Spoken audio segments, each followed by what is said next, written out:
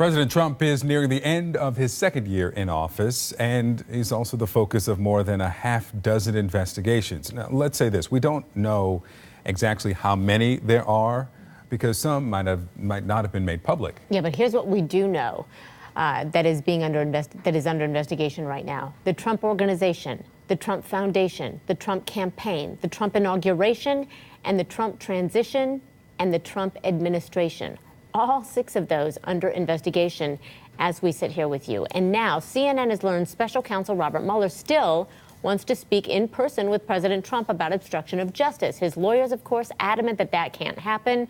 The president previously answered written questions from the special counsel. The president's attorney, Rudy Giuliani, tells CNN they are against it because they don't trust Mueller. Our next guest says President Trump is out of options in the face of these mounting investigations. Joining us now is Richard Painter. He's the former chief ethics attorney for George W. Bush and professor of corporate law at the University of Minnesota. Richard, welcome back to New Day. Let's start here with a pretty dramatic statement that you made this week, that you said it's time for President Trump's lawyers to negotiate a plea deal. Explain that.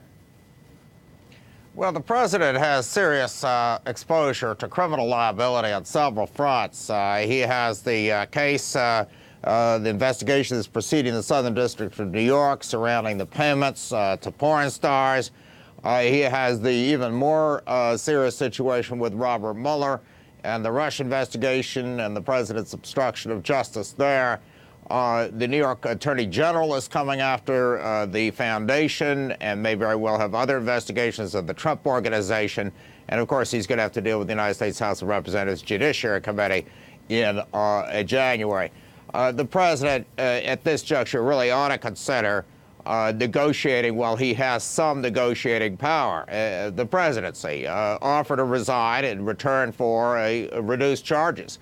His lawyer is already getting 3 years in prison for something that Donald Trump clearly told the lawyer to do. That in and of itself exposes the president to jail time. I think it is time for a comprehensive plea agreement. It would be a lot better for the country, for us to be able to move on, and for Donald Trump to negotiate now while he still has something to negotiate with, rather than waiting for the end of his presidency for all of these criminal proceedings against him to really turn up the heat. And he could very well send him to prison for a long time if he doesn't work this out.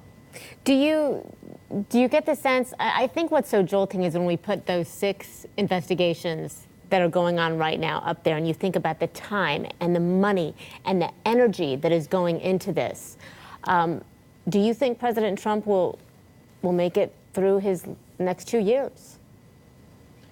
Well, that depends on what he wants to do, and also Congress. As I say, I think he ought to negotiate a plea deal because it's going to be very, very bad for him in the criminal process as things move along. People are copping pleas. There are lots of guilty either pleas or convictions of his top people, campaign manager, deputy campaign manager, national security advisor, so forth.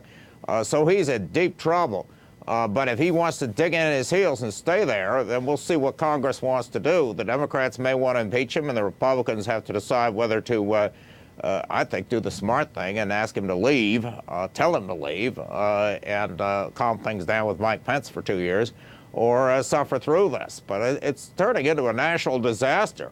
We've got the economy is on the brink of some difficulties here with the trade war heating up. Nobody really knows who's in charge in the United States.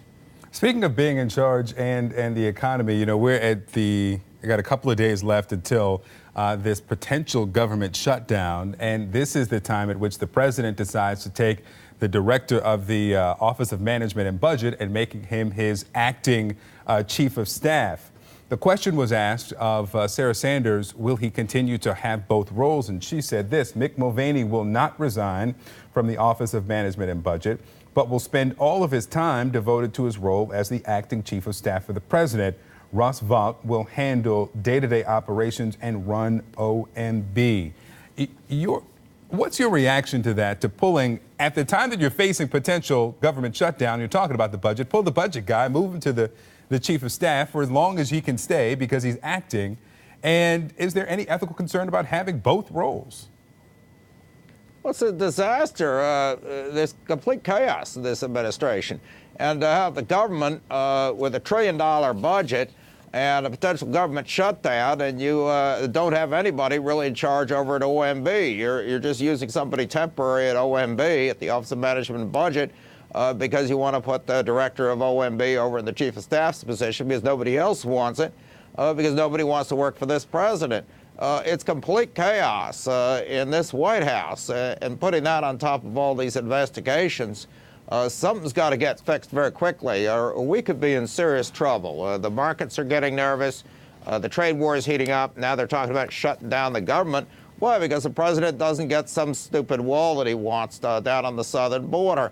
It's ridiculous what's going on right now. I got one more here. Let me ask you what you think about the current director of that office, Emory Rounds. Initially, when he was announced as the nominee, there were encouraging responses from several of you who've held the office. But now I see on Twitter and from you being on the shows, Norm Eisen, you, Walter Schaub, former directors, are just lambasting this administration daily. What do you think of the job he's doing now?